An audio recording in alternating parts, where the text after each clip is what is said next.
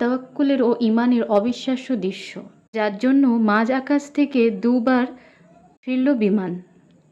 মাঝে মাঝে মানুষের লম্বা দাড়ি ও পোশাক দেখে আমরা মানুষকে জাজ করে ফেলি মানুষটা কতই না আল্লাহর প্রতি ঈমান রাখে, কিন্তু কোন মানুষ ঠিক আল্লাহর কতটি প্রিয় তা আমরা কেউ জানি না। এবছর হজযাত্রীদের মধ্যে থেকে ঠিক তেমনই এক আল্লাহর প্রিয় বান্দার দেখা মিলল। আমির আল গাদ্দাফি, লিবিয়ান এই বাসিন্দার আল্লাহর প্রতি ঈমানের নজির দেখালো গোটা বিশ্ববাসীকে।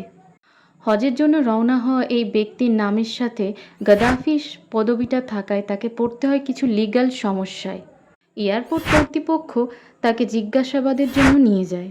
সমস্ত ডকুমেন্টস ভেরিফাইয়ের পর সে যখন আবার প্লেনের কাছে ফিরে আসে ততক্ষণ নাগাদ প্লেনের দরজা বন্ধ হয়ে গিয়েছিল। অনেক অনুরোধ করার পরেও এয়ারপোর্ট কর্তৃপক্ষ তাকে প্লেনে নিতে রাজি হয়নি।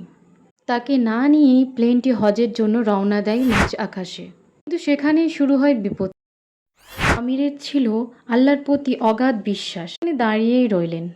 এর মধ্যে খবর এলো মাঝ আকাশে রওনা দেওয়া প্লেনটির কিছু টেকনিক্যাল সমস্যাজনিত কারণের জন্য সেটি আবার এয়ারপোর্টে ফিরে আসছে।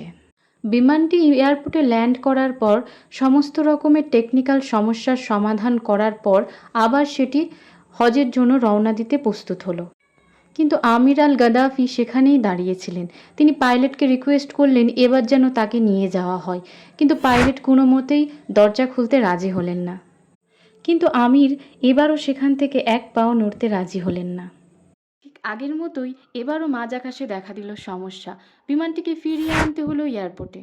আর এয়ারপোর্টে ল্যান্ড করার পর পাইলট সাহেব জানিয়ে দিল, আমি কসম খেয়ে বলছি যতক্ষণ না আমির আর গাদ্দাফি বিমানে উঠবে ততক্ষণ আমি প্লেন ছাড়ব না। আল্লাহু আকবার। সৌদির মাটিতে পৌঁছে তিনি জানান এ অনুভূতি প্রকাশ করার মতো না। আল্লাহর প্রতি তার অগাধ বিশ্বাস তাকে পৌঁছে দিয়েছে তার গন্তব্যস্থলে। তিনি বলেছিলেন, ইনশাআল্লাহ এবছর আমি হজ করব আল্লাহ চাইলে। আমরা জীবনে কতই না পরিকল্পনা করি, কিন্তু আমরা ভুলে যাই সৃষ্টির সব থেকে উত্তম পরিকল্পনাকারী যিনি, তার পরিকল্পনার উপর কিছুই হয় না।